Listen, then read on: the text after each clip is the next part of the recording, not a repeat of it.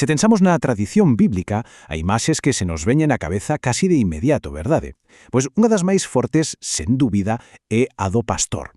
É curioso porque é algo sinxelo, pero leva milenios resoando. Hoxe imos tentar entender por qué.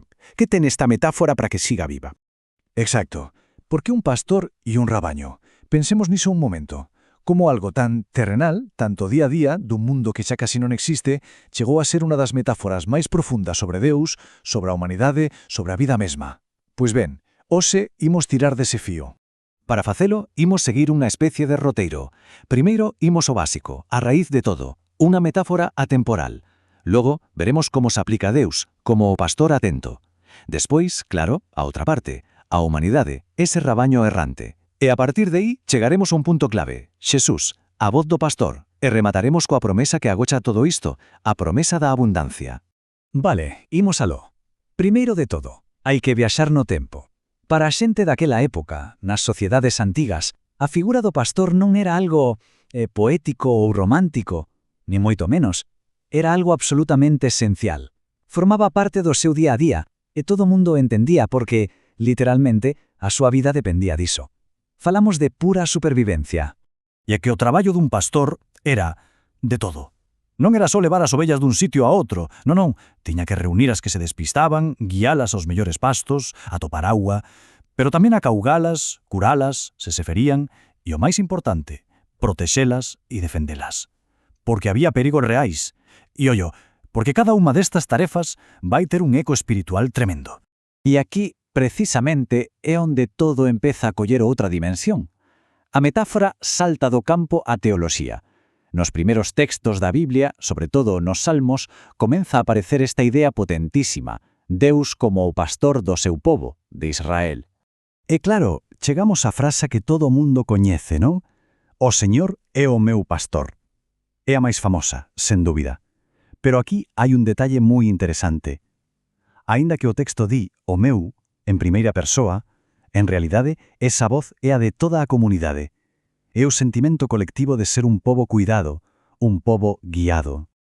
Pero para entender de verdade o que significa isto, hai que pararse a pensar no que era un rabaño naquel tempo. Non eran só un fato de animais, ollo, eran a riqueza dunha familia, o seu patrimonio, o seu futuro, vaya. Entón, cando o pobo de Israel se ve a sí mesmo como o rabaño de Deus, o que está dicindo é algo moi potente sobre como se perciben eles mesmos aos ollos de Deus. É aquí onde a cousa se pon aínda máis interesante, porque non é unha relación unidireccional, é recíproca. Por unha banda, o pobo ve a Deus como o seu ben máis prezado, a súa parte e a súa copa.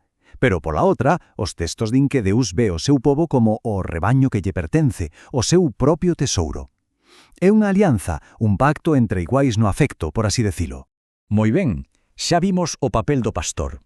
Pero, e as ovellas? Que pasa con elas? Imos darlle a volta á metáfora. Se Deus é o pastor, que significa para a humanidade ser o rabaño? O Novo Testamento dalle moitas voltas a isto, sobre todo cando falta esa guía. Na primeira carta de Pedro, por exemplo, atopas esta descrición tan directa. A condición humana é a de ser errantes como ovellas.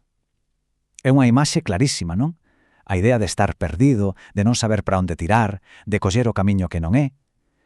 Porque sen pastor, o que foi un rabaño de forma natural é iso, dispersarse e acabar perdido. E hai outra expresión moi gráfica, nos Feitos dos Apóstolos. Fálase de se afastar dunha xeración tortuosa. A palabra é forte, tortuosa. Significa iso, torcida, que non vai recta. Refírese unha sociedade, unha comunidade enteira que perdeu o rumbo, que se desviou. Mais que unha condena, é casi como un diagnóstico. Hai unha desorientación xeral. Entón, que se propón ante isto? A palabra clave é converterse. E ollo, porque hoxe pensamos niso como algo mental, un cambio de ideas, pero na linguaxe da Biblia, converterse era algo moito máis físico. Literalmente significaba dar a volta. Imaginadeo, se vas por un camiño torto, que tes que facer? Pois dar media volta e coller o camiño recto. É un xesto, un cambio de dirección real. E con todo isto en mente, chegamos a un punto de inflexión, porque no Evanxeo de Xoán, Xesús recolle esta metáfora que todo mundo coñecía e transforma por completo. Dalle un xiro, unha profundidade que ninguén esperaba. O que describe Xesús é unha escena case familiar, moi íntima. O bo pastor, di el, non é un descoñecido. Entra pola porta, non salta ao valado, e o máis importante, chama a cada unha das súas ovellas polo seu nome.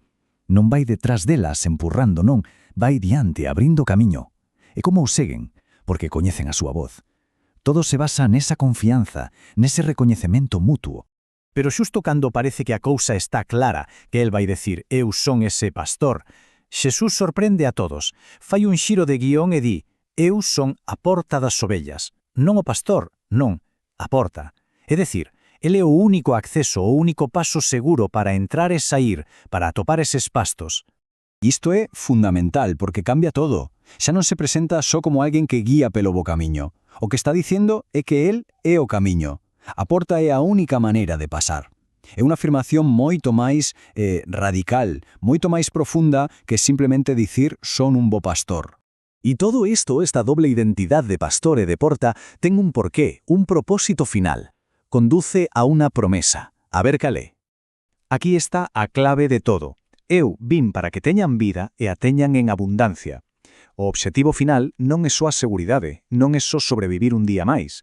É outra cousa. É unha vida en abundancia. Unha vida plena, chea, que paga apenas ser vivida. E con isto a metáfora completa o seu círculo, pero nun nivel superior. O que empezou sendo unha imaxe de protección, de guía nun mundo perigoso, acaba converténdose nunha promesa de plenitude, de realización. A meta final, polo tanto, non é só non perderse, é florecer. E claro, todo isto que parece tan antigo tráenos ata hoxe. Aquellas ovellas sabían distinguir a voz do seu pastor entre todas as demais. E hoxe, nun mundo que está cheo de ruído, de mil voces reclamando a nosa atención por todas partes, a pregunta sigue aí, no aire. Que voz se escoita? A quen se lle fai caso para atopar o camiño? É unha boa pregunta para rematar. Moitas grazas por estar aí.